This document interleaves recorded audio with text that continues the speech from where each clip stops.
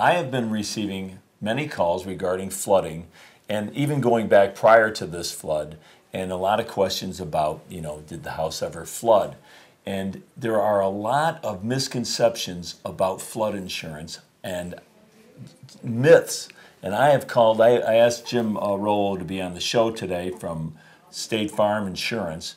And Jim, thanks for being on the show. Yeah, John, thanks for having me. It was ironic that last week you were on the show and we were talking about flood insurance. But yes. So now we've had the flood. Right. It happened. Everybody said it's only going to happen every 500 years. But people misunderstand, who can get flood. Well, let me ask you, who can get flood insurance? Does it have to be in a low-lying area? Does it have to be in the flood zone? Right. That's the big misconception. Yeah, right. That's a myth, John. One of the myths that we deal with is people call and say, well, I'm not in a flood zone, and that means that I'm not eligible for flood insurance. Or I don't need it. Or I don't need it. And that's not true.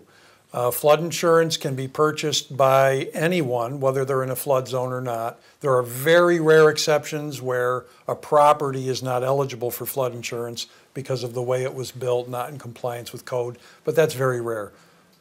Anyone can buy flood insurance, including a renter. Someone who's a tenant can buy flood insurance for their personal property to cover it in case the home they live in is flooded. Well, a lot of people think that I cannot afford any addition to my mortgage payment. I just can't afford a couple of $1,000s a year for flood insurance. Right. Yeah. And well, here's the thing: a couple $1,000s a year. There's another myth. Right. I've had folks say, "Gee, it's a couple $1,000s a year for flood insurance, and I can't afford it."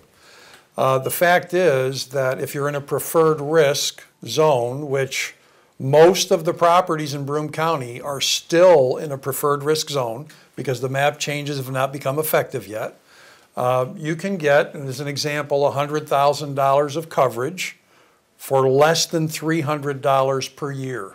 So if you have a $200,000 house, you'd want $200,000 of coverage? And that would be about $370 a year. Oh my God. For $200,000 of coverage if you're in a preferred risk zone.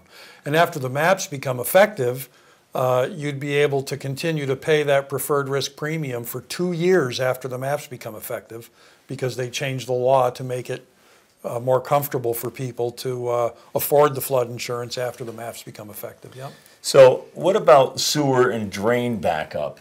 Like, for example, my house, I don't even have a sump pump in the house because I just never get any water in the basement. But now I got 5 inches of water in that basement. Yeah, well, there's two answers to that. One is that if there's a general condition of flooding in your area, which we've just gone through, then your flood policy, your flood insurance policy would cover a sewer backup as long as there's generally been a flood in the area. However, if there hasn't been a flood and you have sewer backup in your home, then on your homeowner policy, there's an endorsement you can get, which is called sewer and drain backup. And that covers if the sewer backs up, if it comes up through a sump hole, whatever. And I've had people call over the last few days, which, it's a flood condition, and the sewer backs up, and they live up on a hill, and the public sewer backs up, and they have a geyser coming out of their toilet in their basement. Oh my God. So, I mean, it's, some tragic things that happen. So you have to have flood happen. insurance for that, though? No, that would be a sewer backup. Oh, it would. That's a sewer backup, right? Okay. Yep, right. Well, so there's another myth, Well, yeah, and then there's a thing about, well, we're on the subject of basements, right? The sewer backing up, which is usually going to happen in your basement. Another question that comes up frequently is, if I have a flood policy, is there coverage for personal property in my basement? Right. And the answer is yes and no. Here's what's covered in the basement. Things like freezers, washers and dryers, those are personal property that's covered under your flood policy in the basement. Now, your furnace and your hot water heater and your water softener, those are not personal property. They're permanently part of the structure. Right. So they're covered under your structure coverage on the flood policy. Other than those things, there's really nothing covered in the basement. Contents coverage is primarily in the first floor and above. Okay.